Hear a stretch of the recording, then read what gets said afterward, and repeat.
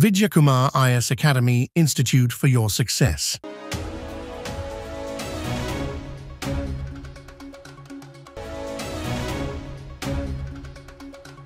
வணக்கம் நூலே பிப்ரவரி 22ஆம் தேதி தினமணி தி இந்து நியூஸ் பேப்பர்ல நம்ம competitive exam point of view எதெல்லாம் இம்பார்ட்டன்ட் அப்படின்னு பார்ப்போங்க. ஃபர்ஸ்ட் பேஜ்லேயே வந்து நமக்கு இருக்கக்கூடிய நியூஸ் என்னன்னா, சென்னை உயர்நீதிமன்றத்துக்கு 4 நிரந்தர நீதிபதிகள் கொலிஜியம் ஒப்புதல். ஸோ அது நிரந்தர நீதிபதிகளை ஒப்புதல் அப்படின்னும் போது வந்து இப்போ கொலிஜியம் தான் என்ன பண்ணுவாங்கன்னா நீதிபதிகளை வந்து தேர்ந்தெடுப்பாங்க. அதை வந்து மத்திய அரசுக்கு அனுப்பாங்க. மத்திய அரசோட சட்ட அமைச்சகம் வந்து குடியரசுத் தலைவருக்கு வந்து என்ன பண்ணுவாங்கன்னா பரிந்துரை பண்ணுவாங்க. இப்போ அவங்க பரிந்துரை பண்ணதுக்கு அப்புறம் குடியரசுத் தலைவர் வந்து குடியரசுத் தலைவர் பரிந்துரை பண்ணி குடியரசுத் தலைவர் அப்பாயின் பண்ணுவாங்க அப்படின்னு சொல்லுவாங்க.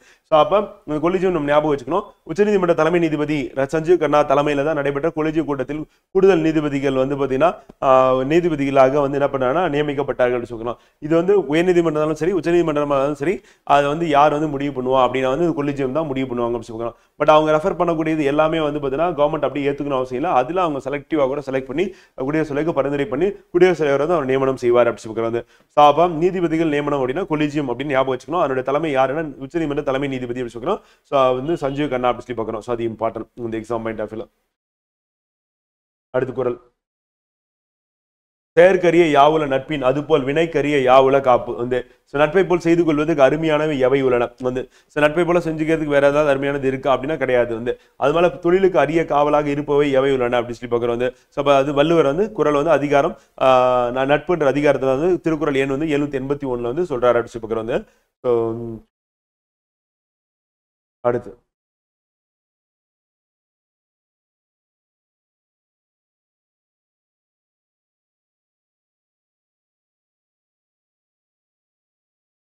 அடுத்து வந்து G20 கூட்டமைப்பின் வெளியுறவுத்துறை அமைச்சர்கள் மாநாடு எங்க நடைபெற்றது அப்படின்னா தென்னாப்பிரிக்காவில் நடைபெற்றது வச்சுக்கணும். ஸோ அது இம்பார்ட்டன் வந்து எங்க நடந்துன்னு கேட்பாங்க. தென்னாப்பிரிக்காவில் நடைபெற்றது அப்படி சொல்லி அது இம்பார்ட்டன். தினமணி பொறுத்தவரையும் வந்து competitive exam point of view இதான் இம்பார்ட்டன். நெக்ஸ்ட் நம்ம பார்க்க போறது வந்து என்ன அப்படின்னு வந்து பார்த்தீங்கன்னா இங்கிலீஷ் நியூஸ் ஹிந்து. அதுலேயும் ஃபர்ஸ்ட் பேஜ் வந்து பார்த்தீங்கன்னா G20 சப்மிட் பற்றி இருக்கு. அப்புறம் லைன் ஆஃப் கண்ட்ரோல் வந்து LOC அப்படின்னு கொடுத்தாங்க அப்படின்னா அது எங்க இருக்கு அப்படின்னா வந்து பாகிஸ்தானுக்கும் இந்தியாவுக்கு நடுவில். லைன் ஆஃப் ஆக்சுவல் கண்ட்ரோல் எங்க இருக்குன்னா இந்தியா சைனா அப்படின்னு சொல்லுவாங்க. இப்போ இந்தியா பாகிஸ்தானா லைன் ஆஃப் கண்ட்ரோல், அது இந்தியா சைனா அப்படின்னு கேட்டாங்கன்னா line of actual control. India பாகிஸ்தான்னா line of control LOC. LAC அப்படின்னா வந்து இந்தியா சைனா அப்படின்றது ஞாபகம் வச்சுக்கணும். ஸோ அது important.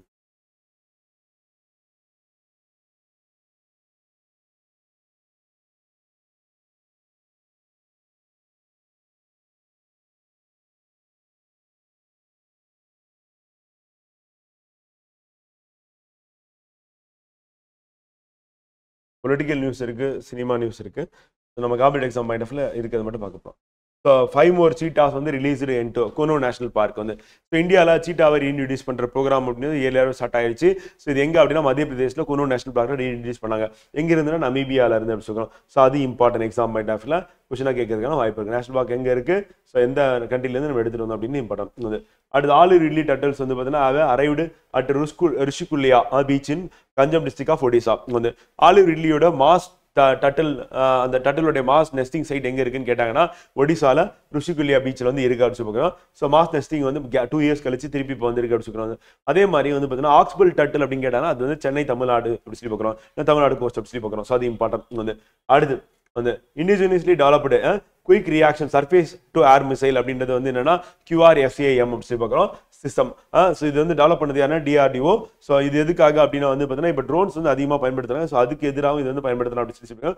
So quick reaction surface to air missile அப்படி சொல்லி பார்க்குறோம் QRSAM அப்படி சொல்லி பார்க்குறோம். இப்போ இஸ்ரேல் ஹமாஸ் நடுவில் போர் நடக்குதுல, அந்த உக்ரைன் ரஷ்யா போர். ஸோ அதை பார்க்கும்போது வந்து பார்த்தீங்கன்னா அடுத்து வார் வந்ததுன்னா சமாளிக்கிறதுக்கு இது வந்து தேவை அப்படின்னு சொல்லிட்டு வந்து பார்த்தீங்கன்னா இப்போ டெவலப் பண்ணியிருக்காங்கன்னு சொல்லுவாங்க. இதுதான் நமக்கு இம்பார்ட்டன்ட் சொல்லி பார்க்குறோம். ஸோ நம்ம February 22 பொறுத்தவரையும் வந்து பார்த்தீங்கன்னா காம்படிட்டிவ் எக்ஸாம் இதுதான் இம்பார்ட்டன்ட். ஸோ அடுத்து நம்ம February 23 நியூஸ் பேப்பர்ல சந்திப்போம். நன்றி, வணக்கம்.